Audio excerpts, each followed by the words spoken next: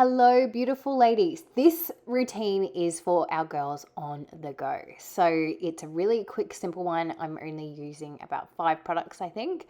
So first of all, I'm going to start off with the liquid elixir, of course, then going in with the golden glow. So the products I'm going to be featuring today are the golden glow and the eye light. These two are a bloody bomb together. They look amazing and it's basically all you need. So the rest is just a bit of fun. I'm applying the golden glow and just working that in nicely so it's all blended.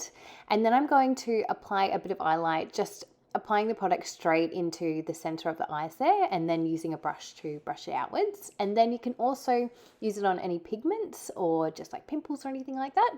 And then going in with my lip glow. I've got some Nude on, really digging it, vibing it, and then you can chuck a bit on your cheeks as well too, just for a bit of color.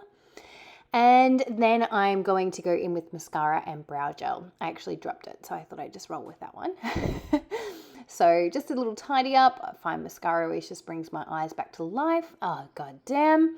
I hate it when that happens. Hot tip, wait for it to dry before you take it off, and then it basically just cracks off. There you guys go. That is literally it. Bye.